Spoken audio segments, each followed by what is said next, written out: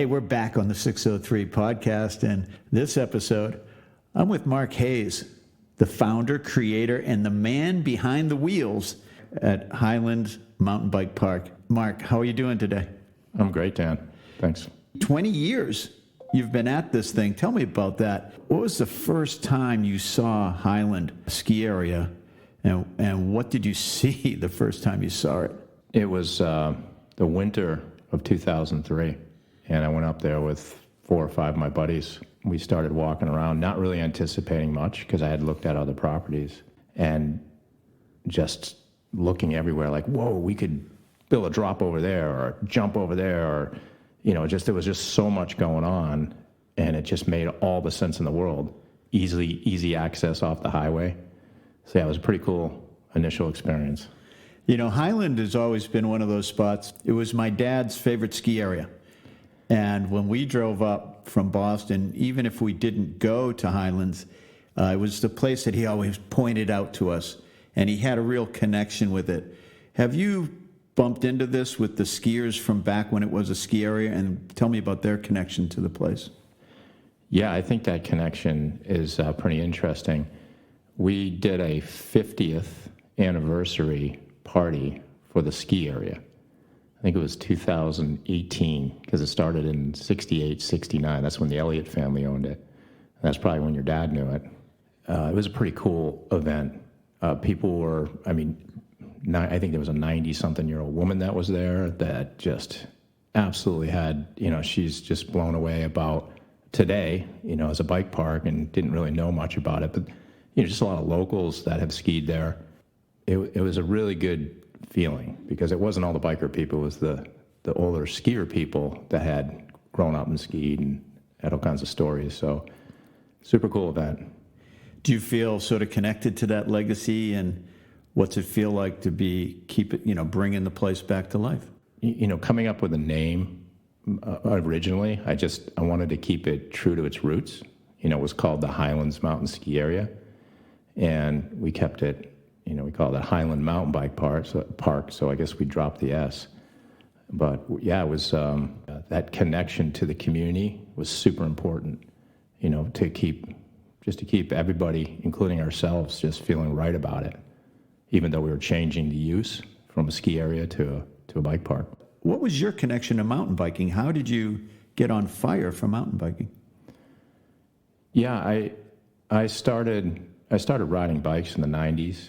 And I started getting more serious about riding bikes when I discovered, I was riding on rail trails, like fire road kind of stuff.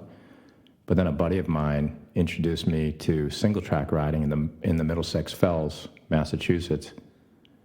And that's when my eyes sort of perked up. I was like, wow, this is really cool. Even though it was, it wasn't a type of trail system that would hook the masses. It's just I'm a skier and used to that sort of environment. So, and being pushed by my buddies at the time, it's just a really good experience. So that's kind of what started for me. Like that was probably mid to late 90s.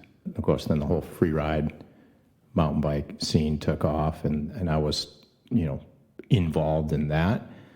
We started, instead of riding just, we had spandex pants and fully rigid bikes. That turned into, we need a front suspension. Some of the terrain we're starting to encounter is getting a little bit more rowdy. And then when the free ride mountain bike scene started happening, where, a lot of people were looking at doing big drops off ledges and riding skinnies, this is going back 20 years ago. My buddies and I were like, we need bigger bikes. We need full suspension bikes. And some of my buddies in that crew were also downhill mountain bike racers, which was, it had come on before the free ride mountain bike scene. You had the downhill mountain bike scene. So I started racing downhill mountain bikes. And then I went to Whistler Bike Park. And that's what kind of really changed it for me. Was that experience that I had at a modern day bike park. Yeah, just, back then, 20 plus years ago, Describe what was going on at Whistler and what was special about that. Yeah, so the difference between what Whistler was doing and what everybody else was doing that I had experience with on the East Coast was they were engineering their trails. They were building machine-built berms. They had jumps, actual machine-built jumps, and drops. Really creative in the way they were building their features, their wooden features. You combine that if you create a the common term is flow in your trail. You feel it, right? So you're riding down a trail and you're going around berms and you're hitting jumps and you do a drop. It grabs you, and Whistler did that really well. They just put more effort into designing and building their trails, and that's what really inspired me to appreciate what Whistler was doing. I mean, talk about being in front of the curve. They were way in front of the curve with their investment, with the trail building, the maintenance of the trails. I mean, they saw something which really the whole rest of the active outdoor industry did not see. Yeah, that's right, and it takes visionaries to be able to sort of see that, and it certainly takes capital to be able to do that. I mean, there's plenty of young kids that want that, but they just don't have the means, the capital to do it.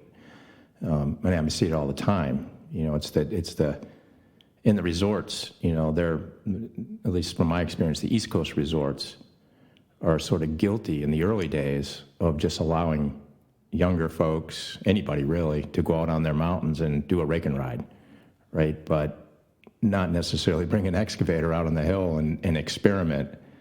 Whereas I think Whistler had that. They had enough people behind them.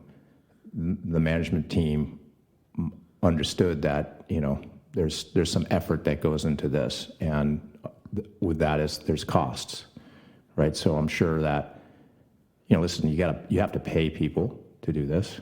You have if you're building with machines, you have machine cost and fuel. It gets expensive. So they spent the money to do it right. And of course, the sport has evolved quite a bit since then, but they were certainly the guys that started it.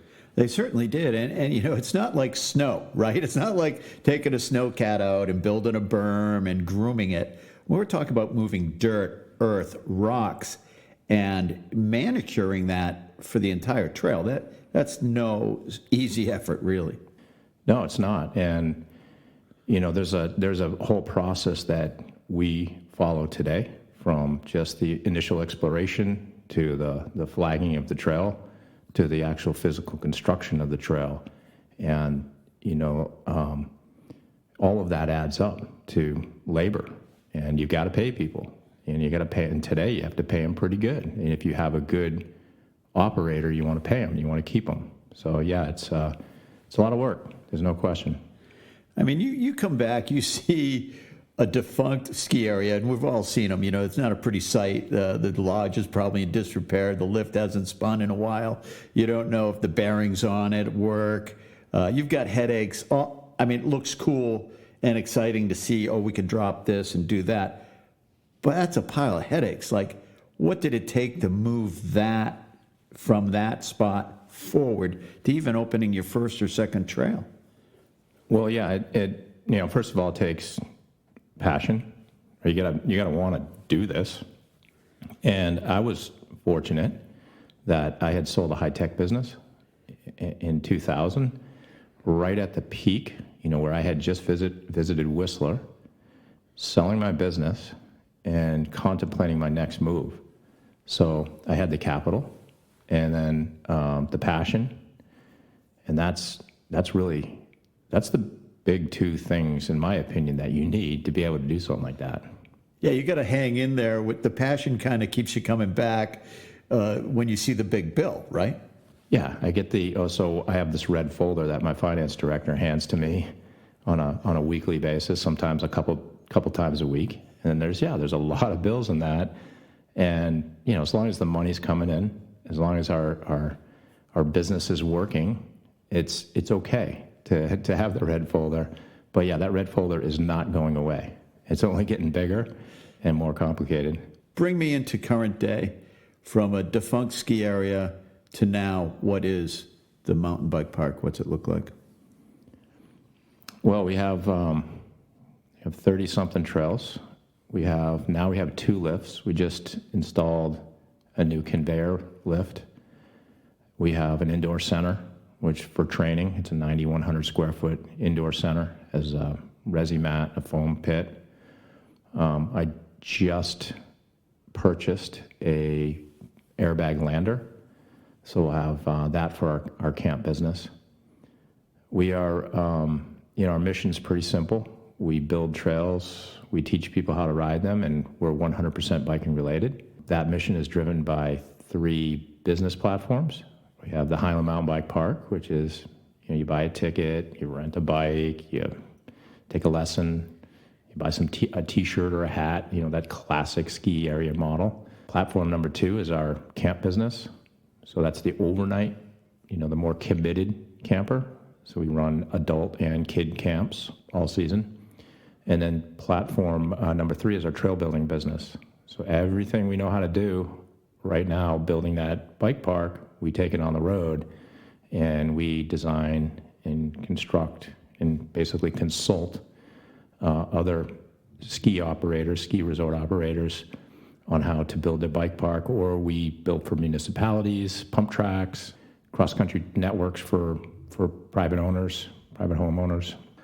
So those 3 platforms are pretty much what keep us in business: the Highland Mountain Bike Park platform, the camp platform, and the trails platform. I mean, on any given day, heading up Highway 93, you see mountain bikes. You see your sticker on cars. You see the bikes hanging over the back of pickup trucks. They're going to your place. When you start to look into that, what I see is a community of really loyal people. Talk to me about the community and how that has sort of been created and support the whole thing. The unique thing about Highland and the community is, first of all, like I said, in the mission, we're 100% biking related. So when you come to the bike park, that's your user group. Everybody knows what they're getting. They're around other bikers. There's not a zip line and a mountain coaster or not a ski resort. And I'm not saying there's anything wrong with those things. And I think they work great at other ski resorts. But for us, it's not us. We're 100% biking. So you pull in that parking lot, whether you're a brand new rider or, the best rider in the world, and we've got something for you. And we've got that community and that vibe that is mountain biking. Yeah, I mean, that's cool, right? Because you pull up into that parking lot and people are going to ride by you. More bikes are going to pull in. They're dressed in the garb. They have the equipment. There's a real atmosphere there. Yeah, for sure. And that, that atmosphere, it's there's just a lot of, I hope this never changes, but there's just so many cool people in this sport. They're super friendly, willing to help out. Even the top riders are giving tips to brand new people. And I hear that time and time again. And it's the surroundings too. It's the leadership. It starts with the leadership and how each one of my management team treats the people that work for them. And I get this comment all the time that, from customers saying, your staff is so awesome. They're so cool. And that plays into the vibe as much as the biking does. The whole thing is it's just really working amazing. Yeah, I mean, there's no doubt about it. It's working, and it's special. It's hard to create that. So my hat's off to you for doing that. That's not an easy task to have that. From my point of view, what it does is creates a belonging. People aren't outsiders when they show up there. That your staff is wrapping their arms around the people who show up. Yeah, that for sure. Like I said, I mean, I get a lot of compliments about how awesome everybody is, and that comes from the top down. I'm not just patting myself on the back. I mean, I have my grumpy moments running a business, but it's my team that can hold me together. When I need that pat on the back, like in a in a loving way, like it's all right, we're going to get through. None of us wake up in the morning and say, hey, how can we really make Highland crappy today? Everybody's invested in this thing on the team, and they just genuinely like. I'm saying this from my perspective. They genuinely like to come to work and be there. Most of my staff rides bikes, so it's a cool place to work and a cool environment to be in. And for the most part, people, customers are awesome. Like I said, you're bringing people in from outside the state, and you've created an amazing following with inside the state. As a youth soccer coach, a lot of my players turned into mountain bikers and, kind of got hooked and left team sports and really got on fire for it. And a big part of that was the camps. Talk about the camps and how that is sort of the bedrock for what you're growing. Yeah, again, that speaks to that one of our driving platforms, which is the camp platform. Really, ultimately, what we're creating is a place for anybody to come, whether you're the first-time rider or the best rider in the world, to just get better, to improve your skills, to be a better rider.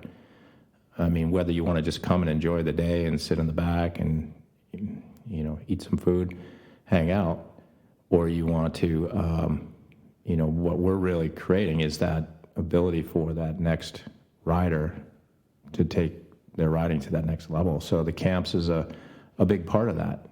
Some folks may never want to go in a camp. They just want to come and ride. They just want to play around in that first platform, right? The Highland Mountain Bike platform. I got a season pass. I'm just going to go out there. I'm going to rip around on some trails and have a great time, blow off some steam. But a big driver of our business is, for that rider that really wants to take their riding to that next level. And whether they want to be flipping, freebird, which is our big jump at the bottom of the hill, or they just want to be able to tear down the mountain at, World Cup speeds, whatever it is that they want to do. We're providing that environment through our camps and our lessons and coaching staff. What I've seen with the kids is that there's a pathway forward, and they get really hooked on that. And I think one of the key things to that is the sponsorship, right? Red Bull and the other national, international brands that you've brought to it have been able to showcase high-level pros, and now you have a pathway to get there. Talk about how sponsors have played a role, because to me, it's a key part of what you're doing. Yeah, I mean, the thing with sponsorship, Red Bull is actually one of our sponsors, and they've been great. John DeVio, who's our contact there, he sits down with us every year, and we come up with strategies on what they'd like to see on the mountain, and they're really good about not being too much in the face of the camps, because we have the adult camps and the kids camps, but, we just have to navigate that a little bit. But yeah, I mean, they've been great as far as supporting us in creating ramps, for the slopestyle course, or supporting us with our airbag, that especially the last airbag we bought. They helped us out a lot with that, and just the awareness, and the infrastructure that they bring as far as like music support and event support. But yeah, when you align yourself with a good sponsor, I think people take note. They might maybe take you a little bit more serious. Over the years, it's not like I've been chasing the sponsorship. It has to feel right. And some sponsors come and go, and others stick around. So, the ones that stick around have good partnership. It's crucial, I think, to have world-class riders kicking around your place, having the terrain that breeds that, and of course the sponsorship that goes along it. A lot of exposure, and you're calling yourself America's bike park. That's a huge statement, right? I mean, we're going from Whistler to Highland. That's a big jump, and you've created that. Yeah, I mean, that's I don't know if we're being too bold by saying that, but we kind of captured that name years ago, and it's just sort of stuck with us along the way. I think, one of the things that we were able to say, at least, not today, but at one point we could say that we were the only bike park that was a lift access bike park that was exclusively about biking. And where other areas were, if they had a lift, they were a ski resort, right? So we were the bike park with a lift that wasn't a ski resort, that was just a bike park.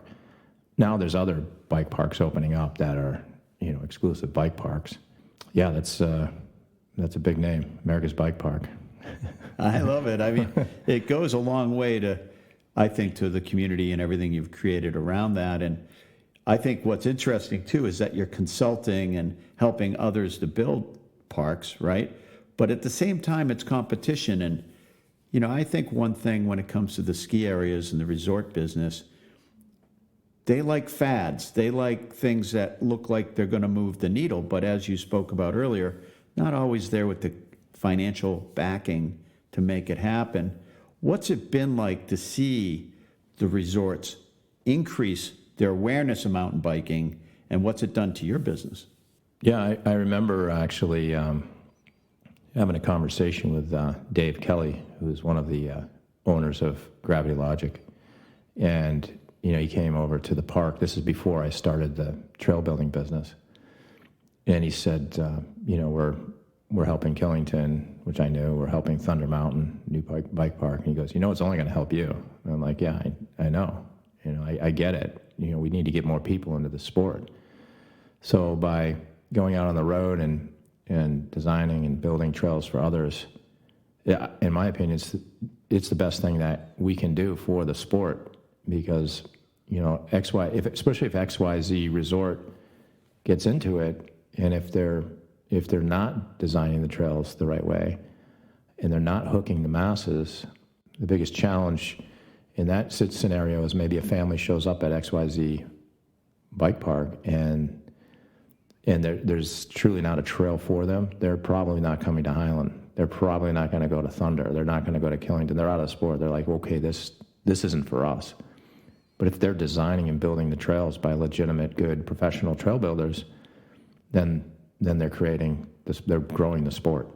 We've been helping Loon since 2019 design and build their bike park, and part of the strategy isn't just Highland Trails goes in and just continues to build every year. It's helping them develop their teams too, so they don't have to depend on us in the future. They can build their own trails and maintain their own trails, and yeah, it's competition. There's no question, but we've carved ourselves a little area in the business, and hopefully we'll get some of that too as it grows.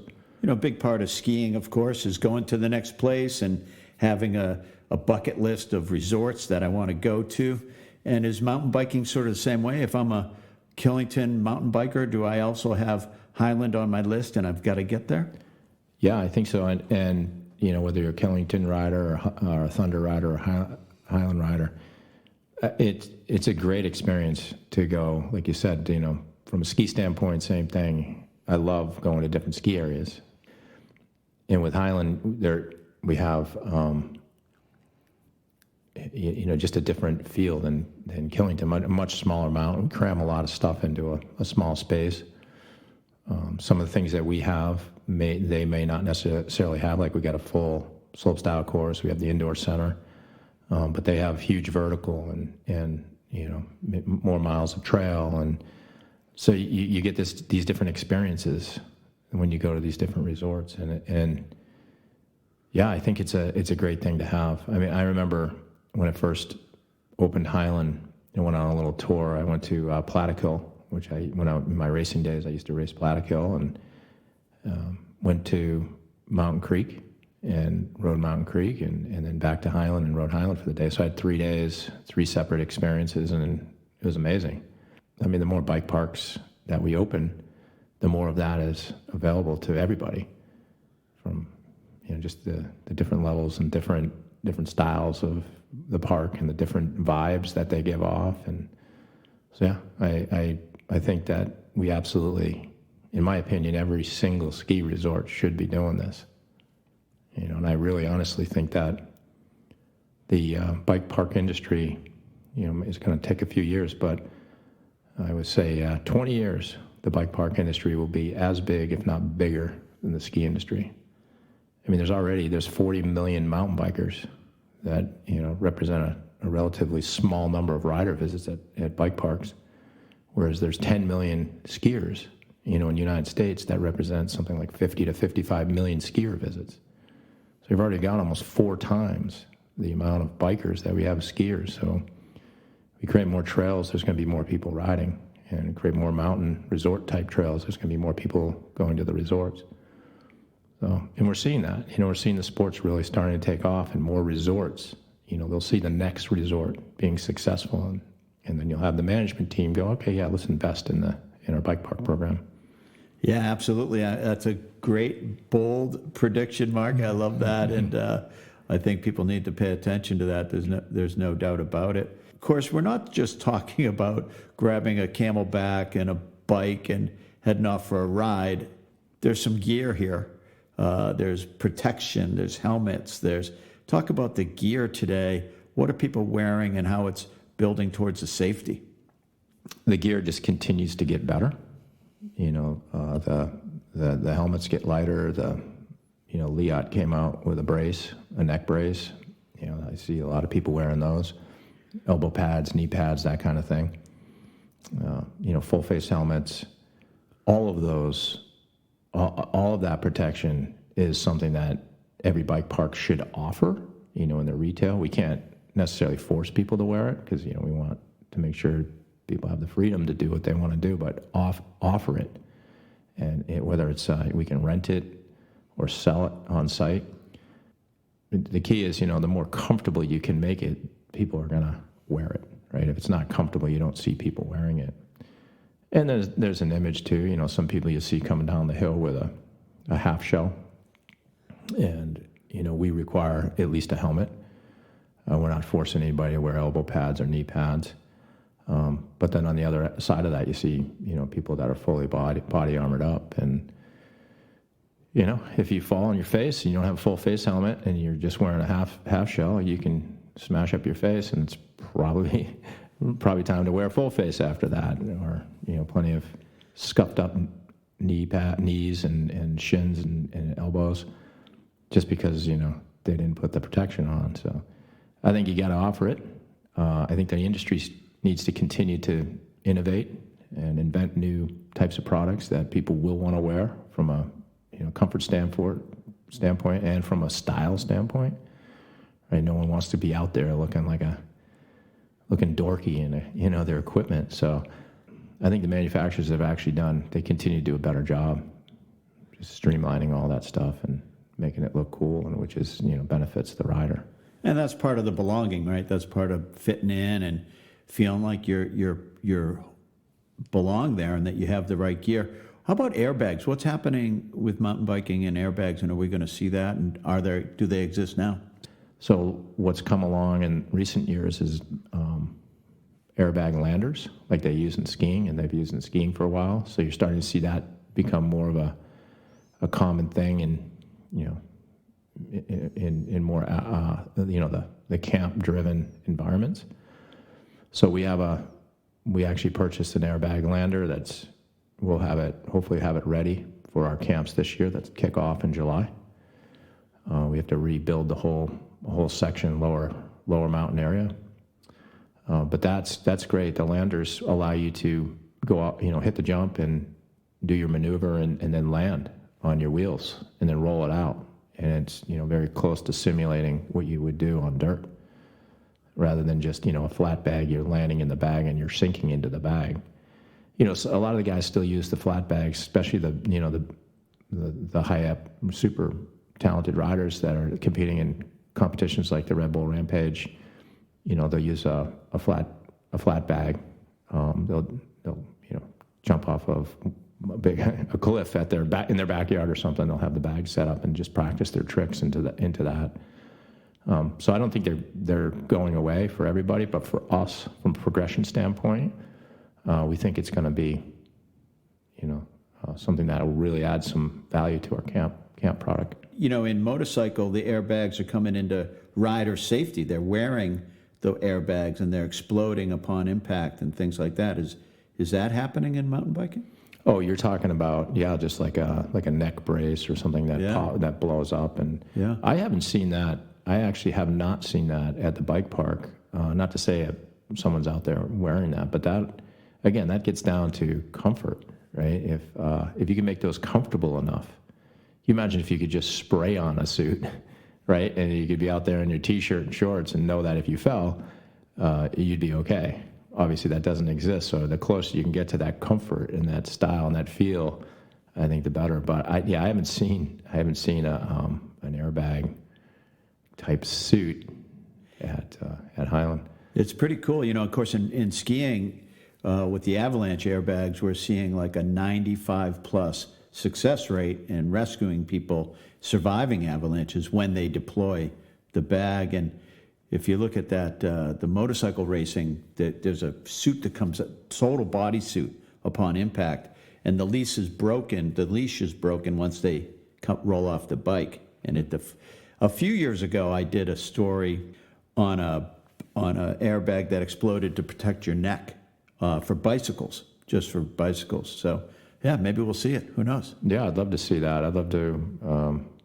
I'm interested now. I'll go talk to my bike shop director and see if he's had any interest in bringing those in, or talk to any of the distributors. Yeah, cool. You mentioned one thing earlier, and that was flow, and the importance of flow in the trail. I'm wondering how this whole experience for you and your relationship with gravity and flow, how's it changed you personally? What's been the big revelation for you, connecting with gravity, building flow, and being part of all that?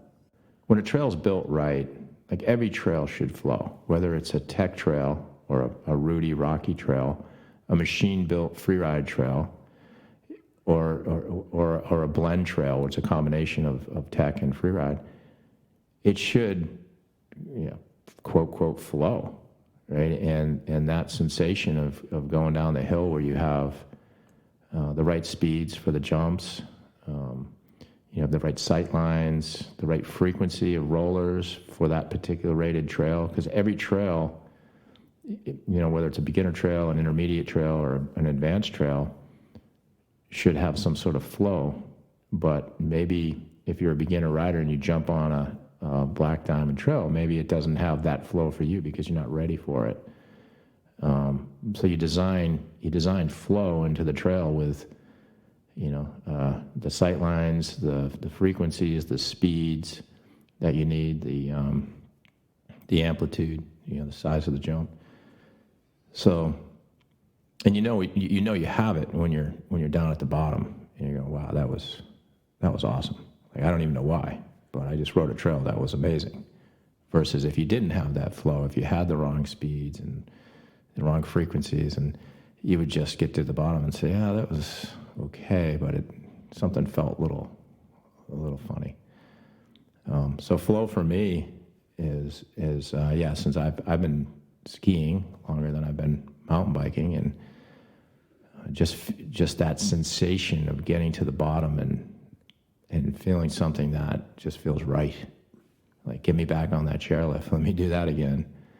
And that all comes into the design, the build of a trail. How's it helped you with your daily chaos of running a mountain bike park? Are you flowing better in business, or how does that feel? Oh yeah, so you're saying, like metaphorically speaking, how much flow do I have in my life just because I have this physical flow of real world? Yeah, I mean, I think that sort of thing does help. Just everything, just that you have to feel right about what's going on. The better you feel, at least in my case, the more confidence I have, and maybe the more drive I have. So, yeah, the flow in business. In business, you need to know, three main things in business. You need to know your cash flows, your P&Ls, your profit and losses, and your balance sheet. If you can understand those three sections of business, and you can predict, right? You can budget really well, and you can forecast really well. You you're in the flow state there too. That's something I've learned to do over many years of being in business, is just, first of all, surrounding myself by the right people that can advise me in those areas, and then just, well, sorry for the pun, flowing with it. And it's been, the whole business, the whole thing. I ride less today. Ride less on the mountain. I still ride outside the mountain, but I spend the day working. That's my job. And I do try to get out here and there. But absolutely, my therapy session is after work, is getting out on the trails and just decompressing. And then that allows me to, really understand, like, this is why I'm doing this. I'm in this sport because I truly love it. And I always have since I got hooked, the original day I got hooked back in the 90s. So having a business can have its business challenges, but, being able to get out and ride and experience that flow is a big part of it. Absolutely. And, Mark, you've, being very successful in building America's bike park and creating this culture, but you're changing a community. You're changing Tilton, Northfield, Franklin. Talk a little bit about that and what the impact you've had, and what are some of the future initiatives around all that. Yeah, there's a really cool thing happening in that area. And it's not just what I've managed to accomplish with my amazing team, but down the road from us, 2 towns over, is Franklin, and they're building a new whitewater park. I started a nonprofit with a few other amazing people called the Foothills Foundation. And the Foothills Foundation, the mission there is to promote outdoor recreation and economic expansion through community partnerships. So ultimately, our first phase is to try to connect Highland Mountain Bike Park with Mill City Park, which is the whitewater park, through a system of trails, from cross-country, flowy type trails to the main vein, which is the Winnipesaukee River Trail that goes from Franklin to Northfield. So making that connection is going to be the critical first piece, because you have these 2 economic drivers, Highland Mountain Bike Park and the Whitewater Park. So that is the big piece of it, the big piece of the puzzle. But then we also have Franklin Falls, which is right around the corner, connecting Franklin into that system, which is, that's Central Nemba guys, friends of mine, Mike and Matt and some of the other folks over there are building great teams of builders, but connecting that system into the Franklin Highland system. Great Gaines is another one. Great Gaines which was the Veterans Memorial Ski Area. Kyle Matsky was also part of the Central Nemba chapter. He's over there spearheading some of the downhill trails. Now, these are all free trail systems. You can just pedal up and ride down. There's the Spalding Youth Center trails. So there's existing trail networks, and ultimately what we're trying to do with the Foothills is connect all those existing trail networks, utilizing the rail trails to make the main vein connection, and then having all these amazing trails throughout the woods that have wayfinding and ratings, trail ratings that connect to the downtown recreation assets, creating more assets in the future, encouraging more entrepreneurs to come in to build that outdoor recreation scene. But yeah, we're super active, and the next 5 years in that area, I say, is going to be a little recreation mecca. I've heard that phrase used, mecca, and when you describe it like that, I mean, that's a lot of territory. That's a lot of trails.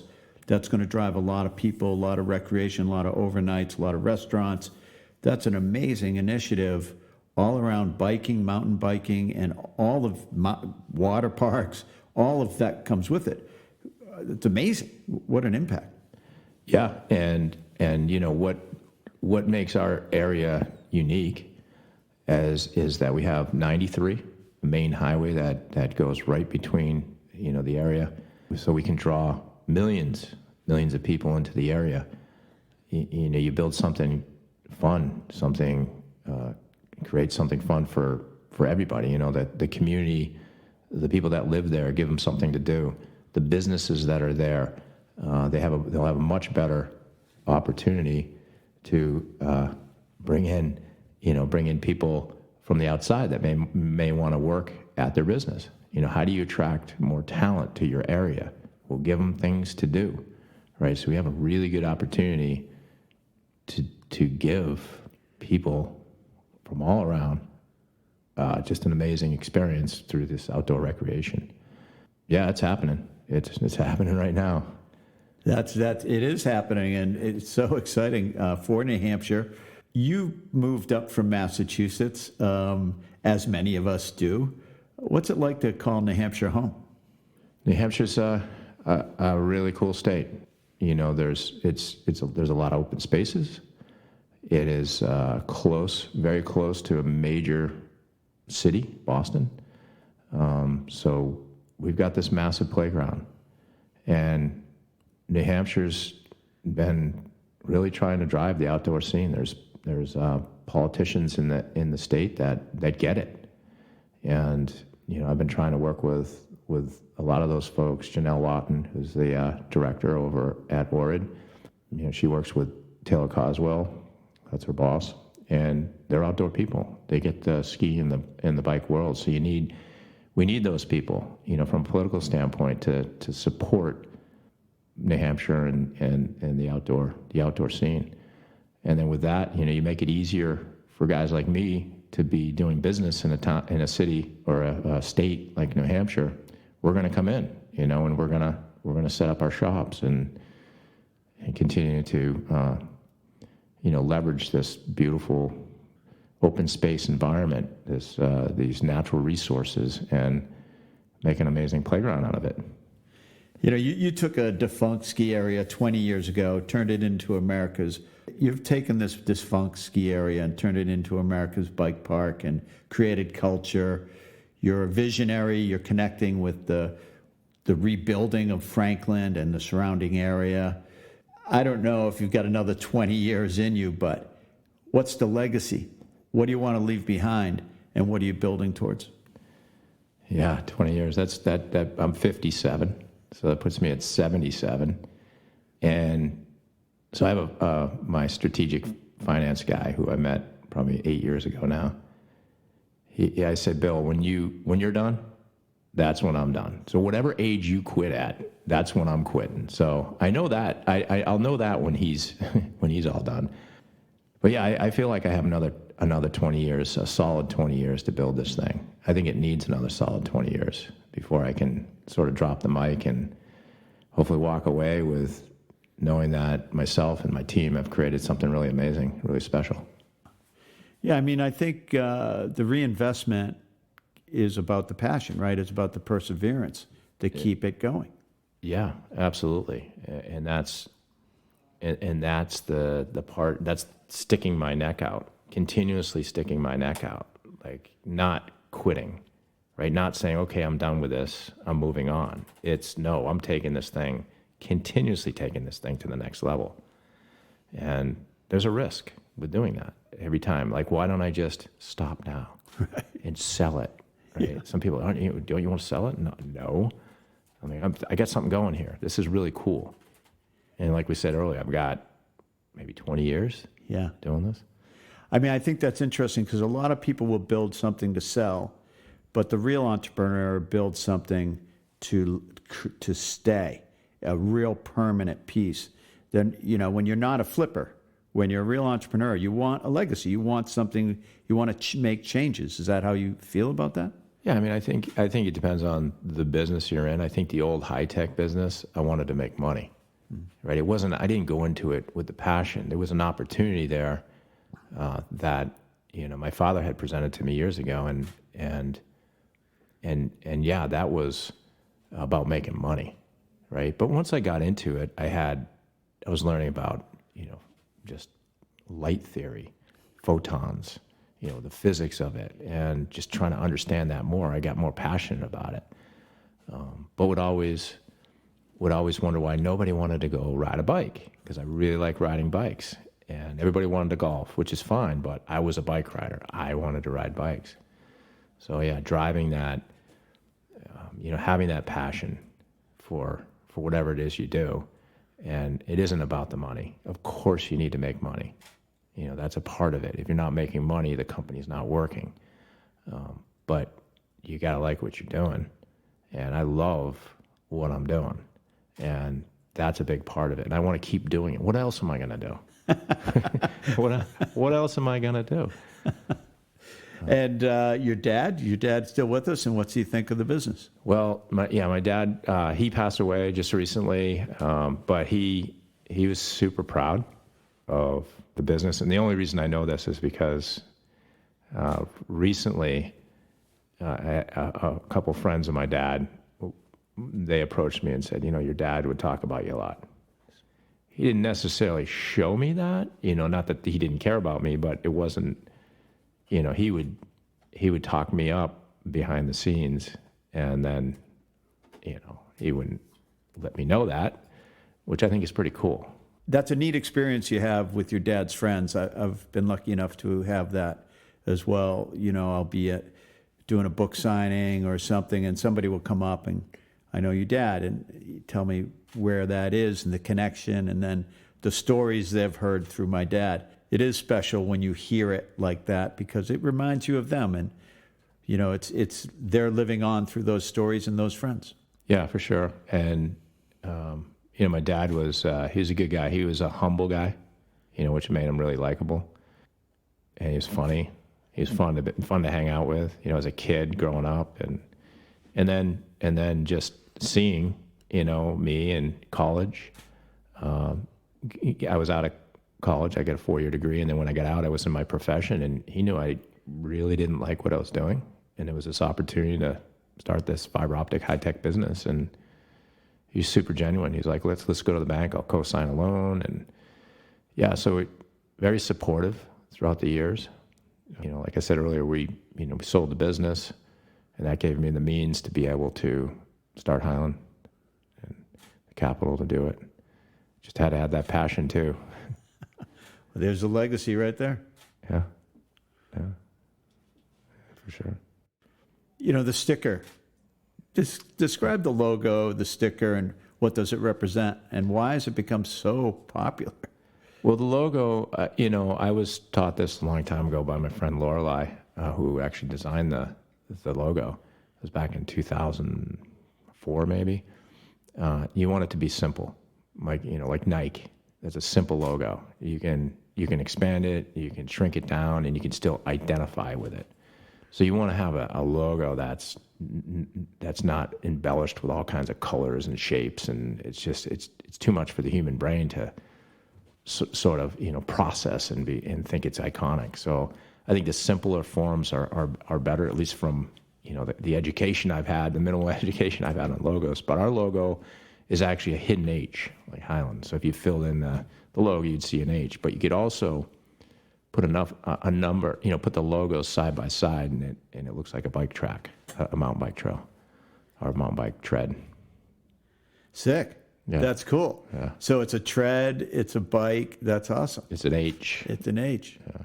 Wow, yeah. That's so cool. Yeah. Well, you see them all up and down the highway.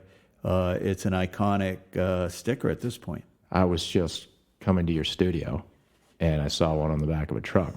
I would never see them. People would tell me all the time, "Hey, I saw your logo," and they'd take pictures. They're at the coffee shop, and waiting in line, and they'd see a sticker on a car at the drive-up, and my sister sent me she lives out in Aspen, and she sent me a sticker of one on a shuttle bus, that skier shuttle bus. I was like, wow, that's really cool. And just not, knowing that I didn't stick one I never stick them anywhere, because I don't want to cheat. I want to see them.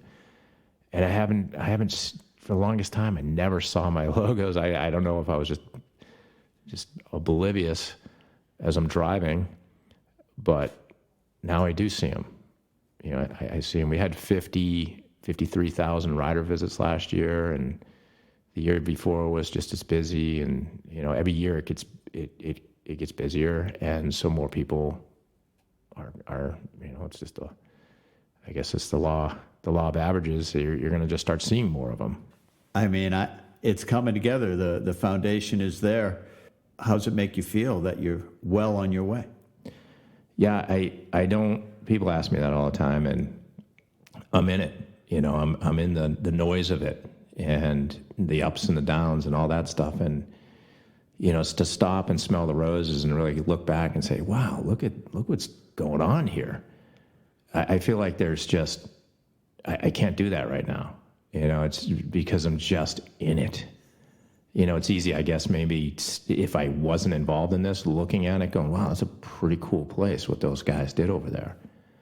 That's just not me right now. I can't step outside of this thing. I just got to keep going. I can't get too cocky. Just got to stay in the flow. I got to stay in the flow. I love it. Well, if you haven't been, drop up there to Highlands Mountain Bike Park and check it out. Just go for the scene. Go take a look. Enjoy the base lodge. Look around. Your neighbors are up there. Your friends are up there. And the future of mountain biking is up there. Mark Hayes, thanks for joining us on the 603. Dan, thanks for having me.